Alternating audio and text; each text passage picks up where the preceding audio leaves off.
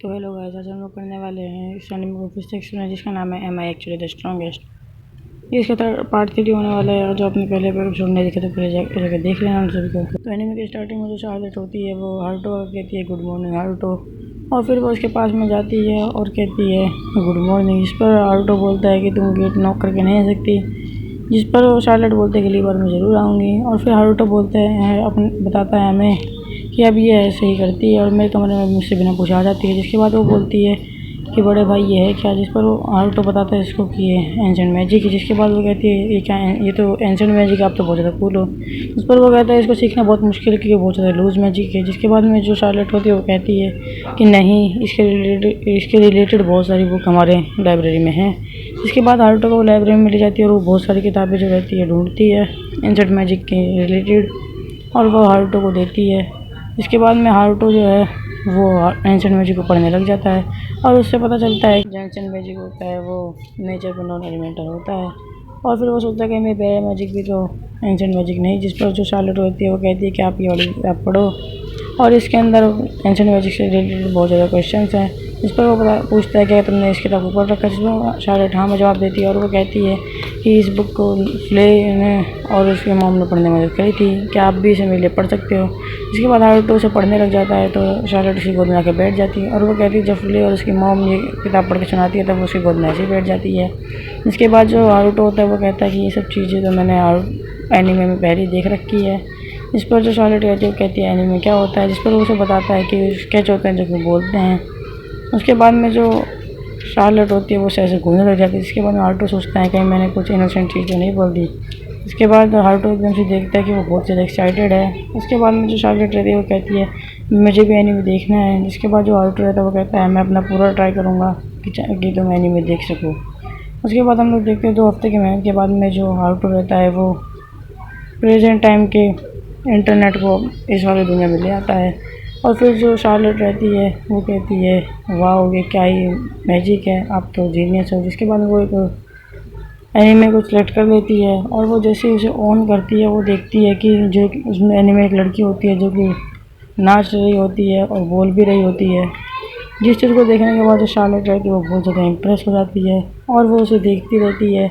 और फिर वो उससे कहती है हारुतो से कि बड़े भैया ये चीज़ बहुत ज़्यादा अच्छी है, एनीमे तो बहुत कमाल का है लेकिन मुझे उसकी लैंग्वेज समझ में नहीं आ रही। इस पर हारुतो बोलता है कि ये चाइनीज़ लैंग्वेज है, जिस पर शार्लेट बोलते हैं कि मुझे वो सीखनी है। और फिर देखते हैं हम कि जो शार्लेट होती है वो 2 घंटे में ही सब कुछ सीख जाती है। जिसके बाद हारुतो बोलता है कि इसने तो चाइनीज़ 2 घंटे में सीख ली और तो और अब वो खुद ही चाइनीज़ में सर्च करती है और एनीमे को मंगाती है। और फिर इसके बाद में वो एनीमे देखने लग जाती है। और फिर हारुतो हमें बताता है कि वो 2 हफ्ते से ऐसे ही कर रही है। और फिर एक दिन जब वो आती है तो फिर वो कहती है कि मुझे आज zombie versus hero of justice वाला एनीमे देखना है। जिसके बाद वो उसे देखने लग जाती है। और फिर उसके बाद नारुतो बोलता है कि मेरी बहन आराम से एनीमे देख कर एंजॉय कर पा रही है। और फिर वो देखता है कि जो शार्लेट है उसने एक एनीमे को देख के कंप्लीट भी कर लिया और वो फिर उस एनीमे की तरह ही एक पोज मारती है। और फिर नारुतो सोचता है क्या मुझे इसे एनीमे देखना देना चाहिए क्योंकि अभी छोटी सी बच्ची है, इसके लिए हार्मफुल हो सकता है। इसके बाद जो शार्लेट होती है वो सेक्रेट को देखने वाली होती है और अपने नारुतो से बोलते हैं कि तुम दिन में से 3 घंटा एनीमे देख सकती हो। जिसके बाद शार्लेट होती है उसे को बहुत बड़ा झटका लगता है और फिर वो उससे पूछती है हारुतो से कि क्यों। जिसके बाद में हारुतो बोलता है कि तुम अभी बच्ची हो, तुम्हारे लिए अच्छा नहीं है, चलो डिनर करने चलते हैं। और हम लोग देखते हैं कि जो शार्लेट होती है वो डिनर के टाइम पे सो रही होती है और जो उसकी मॉम होती है वो उससे पूछती है कि तुम लोग आजकल बहुत टाइम स्पेंड कर रहे हो एक साथ। इस पर जो शार्लेट होती है वो बताती है कि हम दोनों एंशिएंट मैजिक पर स्टडी कर रहे हैं। उस पर उसकी मॉम बहुत ज़्यादा खुश हो जाती है। और फिर हम हारुतो को देखते हैं जो कि जा रहा होता है, जिस पर पीछे शार्लेट आ रही होती है, लेकिन वो शार्लेट को बोलता है चाहे तुम मेरे कितना ही पीछे आओ मैं तुम्हें एनीमे देखने नहीं दूंगा। और वो कहता है तुम नहा कर सो जाओ। और फिर सीनशिप होता है और हारुतो नहा रहा होता है। उसने भी देखता है कि यहाँ पर शार्लेट भी आ चुकी है। जिसके बाद वो पूछता है उससे कि तुम यहाँ पे क्या कर रही हो। और फिर वो बोलती है कि आपने तो बोला था कि नहा के सो जाओ और मैंने मॉम से इसकी परमिशन भी ले ली है। उसके बाद देखते हैं शार्लेट जो है वो उसे घूर रही होती है हारुतो को। हारुतो से वो पूछती है रॉयल इग्निशिया है ना, और फिर वो बोलता है हाँ। फिर बोलती है तो हीरो ऑफ जस्टिस का निशान है। उस पर वो बोलता है हाँ ये हीरो ऑफ जस्टिस का निशान है, लेकिन तुम्हें इस बात को सीक्रेट रखना होगा। लगता है कि तुम भूल गई हो ये तुम्हारा और मेरे बीच का एक सीक्रेट है जिसे तुम्हें किसी को नहीं बताना होगा। और फिर उसके बाद में हम लोग देखते हैं कि जो हारुतो है वो शार्लेट को गुड मॉर्निंग बोलता है। इसके बाद शार्लेट उसे गुड मॉर्निंग बोलती है और वो सो रहा होता है। ये देखता है कि जो शार्लेट है वो उसके बिस्तर में आ चुकी है और वो उसके साथ सो रही है। जिसके बाद जो उसकी मोम है वो उन्हें गेट के पास से देखती है और कहती है कि मेरा सपना पूरा हो गया। अब ये दोनों एक दूसरे से बात भी करते हैं और फिर जो हारुतो होता है वो मन में सोच रहा होता है कि तुम मुझे चैन से सोने दोगे या नहीं। और फिर हम अगले दिन देखते हैं जो उसके हारुतो के पापा होते हैं वो कहते हैं हम चोरों को पकड़ने जा रहे हैं। इस पर उसकी मॉम कहती है कि जल्दी से घर आ जाना। और फिर जो शार्लेट होती है और हारुतो होते हैं वो उन्हें बाय बोलते हैं। शार्लेट जो है वो मन में दुखी होती है और फिर वो देखता है कि आज वो बहुत ज़्यादा दुखी है। हारुतो से पूछता है क्या हुआ। फिर उसके बाद में जो शार्लेट रहती है वो कहती है कि आपको उन चोरों को सबक सिखाने जाना चाहिए क्योंकि आप तो हीरो ऑफ जस्टिस हो। इसके बाद में जो हारुतो रहता है वो कुछ देर के लिए सदमे में चला जाता है और वो सोचता है कि ये क्या बोल दिया इसने। और फिर जो हारुतो रहता है वो कहता है कि वो छोटे मोटे चोरी तो है उन्हें डैड आराम से संभाल लेंगे। इस पर जो शार्लेट रहती है वो कहती है नहीं आपको जाना चाहिए, आप हीरो ऑफ जस्टिस हो। जिसके पर उसका भाई भी एग्री करता है। उसके बाद में हारुतो जो रहता है वो ट्रांसफॉर्म होता है एनिमे कैरेक्टर की तरह और वो एक बेकार से एनिमे कैरेक्टर की तरह होता है लेकिन फिर भी शार्लेट होती है वो कुछ कूल बोलती है। इसके बाद में जो हारुतो होता है वो कहता है कि तुम हमें देखने लेकिन फिर भी नहीं आ सकती। लेकिन वो कहता है कि हाँ तुम घर बैठे बैठे हमें मुझे मेरी फाइट को एंजॉय कर सकती हो। उसके बाद में जो हारुतो रहता है वो पेड़ के पास में वो खड़ा होता है पेड़ के ऊपर। वो कहता है ये सब क्या मुसीबत है और वो उन सभी को देख लेता है और वो बैरियर मैजिक से उनको रोक लेता है और फिर उन सभी के सामने जाता है और उनमें से एक आदमी जो रहता है वो कहता है कि तुम कौन हो। इतना सब बोलने के बाद में वो सभी उसके ऊपर अटैक कर देते हैं लेकिन हमारा हारुतो तो भाई साहब पावरफुल है, वो सभी को एक ही बार में चित कर देता है, तानाशाही कर देगा भाई तानाशाही। तारा भाई जोड़ है जोड़। और फिर जो हारुतो के डैड रहते हैं वो आकर कहते हैं कि तुम कौन हो।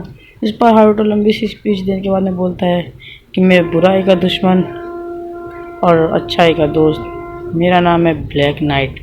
ये सब बोलने के बाद में जो हारुतो रहता है वो वहाँ से उड़ के चला जाता है। उस पर उसके डैड बोलते हैं कि ये पता नहीं कौन था। और फिर हम लोग हारुतो को देखते हैं जो कि अपने बेड पर लेटा हुआ होता है क्योंकि भाई वो बहुत ज़्यादा थक गया था और वो कहता है ये सब मुझे कब तक करना पड़ेगा क्योंकि वो बहुत ही ज़्यादा थक गया था। उसने सच में बहुत ही ज़्यादा काम किया था और वो इतना ज़्यादा काम करने की वजह से इतना ज़्यादा थक गया था कि अब तो वो अपने बेड से उठ भी नहीं पा रहा था।